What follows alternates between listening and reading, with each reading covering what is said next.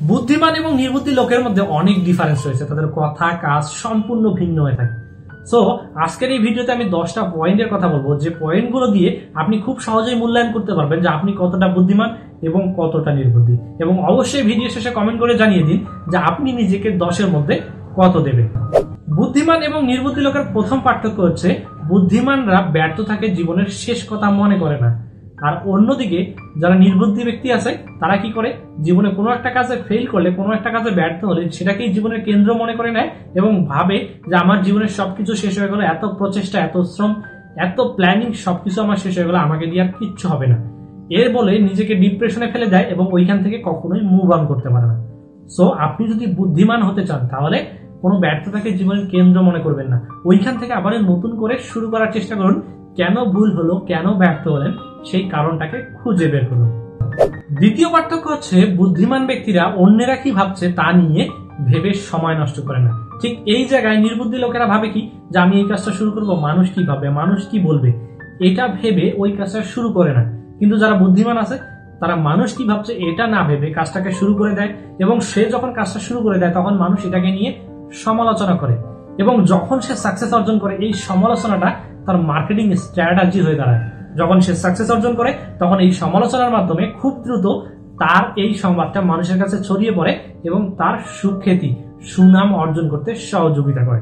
So আপনি যদি বুদ্ধিমান হতে চান তাহলে মানুষ কি ভাবছে এটা না ভেবে সঠিক কাজ করার চেষ্টা করুন।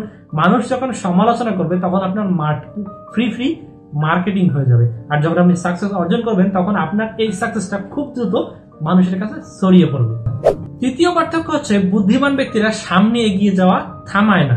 যেখানে নির্বুদ্ধি লোকেরা একটা কাজ শুরু করে দিয়েছে, মাঝপথে কেউ যদি এসে তাকে বলে যে এই কাজটাতে সাকসেস এত খুব কম, কিন্তু তুমি যদি এই কাজটা শুরু করো, অন্য আরেকটা কাজের কথা বলে যে এই কাজটাকে যদি শুরু করো তাহলে তোমার সাকসেস প্রফিট অনেক বেশি পাবে, তখন এই নির্বুদ্ধি লোকেরা কি করে, এই কাজটাকে বাদ দিয়ে ওই কাজে মুভ করে। আর বুদ্ধিমান লোকেরা এই কাজটাকে শেষ না করা পর্যন্ত ওই কাজে কখনোই মুভ করে না।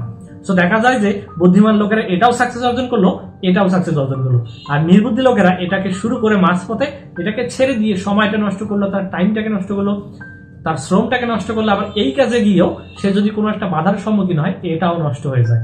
সো বুদ্ধিমান যদি হতে চান তাহলে যে কাজেই শুরু করেন না কেন ওই কাজের একটা পরিসমাপ্তি টেনে দ্বিতীয় কাজ শুরু করুন। চতুর্থ পার্থক্য হচ্ছে বুদ্ধিমান ব্যক্তিরা নতুন কিছু করার চেষ্টা করে, যেখানে নির্বুদ্ধি লোকেরা কি করে, এই মুহূর্তে ট্রেন্ড কি আছে, এই মুহূর্তে মানুষ কি বেশি নিয়ে চর্চা করতেছে, মানুষ এই মুহূর্তে কোন জিনিসটাকে বেশি বেশি আকর্ষণ করতেছে ওই কাজটাই করে। এবং দেখা যায় যে এই ট্রেন্ডটা যখন শেষ হয়ে যায়, 6 মাস, 1 বছর, 5 বছর পর যখন এই ট্রেন্ডটা ফুরিয়ে যায়, এই ট্রেন্ডটা শেষ হয়ে যায়, নির্বুদ্ধি লোকেরা কিন্তু নিঃস্ব হয়ে যায়। আর ঠিক এই জায়গায় যখন বুদ্ধিমান লোকেরা নতুন কিছু করে, নতুন কিছু একটা সৃষ্টি করে তোলে, তখন এটাই কিন্তু তার দীর্ঘদিন ধরে সে এই জিনিসটাকে অব্যাহত রাখতে পারে, কারণ এটা একদম এক্সেপশনাল। এখন এই জিনিসটা মানুষের কাছে নেই। সো আপনি যদি বুদ্ধিমান হতে চান তাহলে অবশ্যই নতুন কিছু চেষ্টা করুন। সবসময় ট্রেন্ডে গা ভাসালে কিন্তু সাকসেসটা তাৎক্ষণিক পাওয়া যায়, কিন্তু ওই সাকসেসটা বেশি দিন ধরে রাখা যায় না। বুদ্ধিমান ব্যক্তিরা ইতিবাচক মনের মানুষের সঙ্গে মিশতে ভালোবাসে, যারা সবসময় ইনোভেটিভ, সবসময় পজিটিভ কিছু চিন্তা ভাবনা করে, কিছু ভালো কিছু জিনিস করার চেষ্টা করে, তাদের সঙ্গে মিশতে ভালোবাসে। আর অন্যদিকে নির্বুদ্ধি লোকেরা চায়ের দোকানে বন্ধুদের সঙ্গে আড্ডা দিয়ে সময় নষ্ট করে থাকে। আপনি যদি বুদ্ধিমান হতে চান তাহলে যারা ইনোভেটিভ চিন্তা ভাবনা করে, প্রয়োজনে নিজের থেকে বয়সে যারা বড় আছে তাদের সঙ্গে মেশার চেষ্টা করুন। ছোটরাও কিন্তু অনেক সময় ইনোভেটিভ চিন্তা ভাবনা করে। সো যারা ইনোভেটিভ চিন্তা ভাবনা করবে, পজিটিভ চিন্তা ভাবনা করবে, তাদের সঙ্গে মিশতে চেষ্টা করুন। তাহলে দেখবেন আপনার মাঝেও পজিটিভিটি ছড়িয়ে পড়বে, আপনার মাঝেও ইনোভেটিভ চিন্তাগুলো জেগে উঠবে।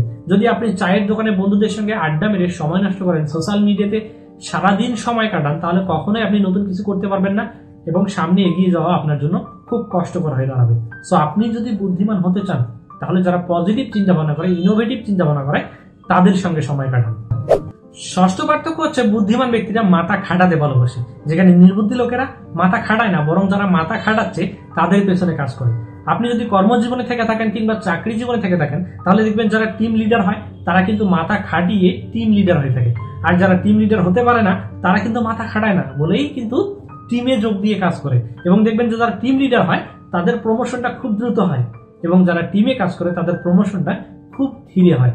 তো আপনি যদি বুদ্ধিমান হতে চান তাহলে অবশ্যই আপনার মাথা খাটান, মাথা খাটিয়ে কিছু করার চেষ্টা করুন। তাহলেই কিন্তু আপনার প্রমোশনটা, আপনার ইনক্রিমেন্টটা খুব দ্রুত হবে। সপ্তম পার্থক্য হচ্ছে বুদ্ধিমান ব্যক্তিরা নিজের উপর বেশি গুরুত্ব দেন, তারা পার্সোনাল ব্র্যান্ডিং করে তোলেন। আর যেখানে নির্বুদ্ধি লোকেরা কি করে, পার্সোনাল ব্র্যান্ডিং এর উপর তেমন একটা গুরুত্ব দেয় না, যেভাবে চলছে সেভাবেই চলতে থাকে, নিজেকে ইমপ্রুভ করা কোনো মন মানসিকতা তাদের মাঝে থাকে না, যার ফলে মানুষ তাদেরকে বেশি বেশি পছন্দ করে না।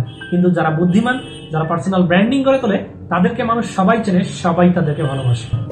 অষ্টম পার্থক্য হচ্ছে বুদ্ধিমান ব্যক্তিরা পরিমিত পরিমাণ ঝুঁকি নেন, আর যেখানে নির্বুদ্ধি লোকেরা ঝুঁকির পরিমাণ চিন্তা ভাবনা না করে একটা ঝুঁকি নিয়ে ফেলে এবং এমন একটা পরিস্থিতির শিকার হয় যেখানে গিয়ে সে ঝুঁকিটাকে কাটিয়ে উঠতে পারে না এবং সামনে এগিয়ে যেতেও পারে না। কিন্তু এখানে বুদ্ধিমান লোকেরা কি করে, পরিমিত পরিমাণ ঝুঁকি নেয়, যতটুকু ঝুঁকি নিলে সে ওভারকাম করতে পারবে ঠিক ততটুকুই নেয়, যার কারণে বুদ্ধিমান লোকেরা কিন্তু সাকসেস অর্জন করে দ্রুত।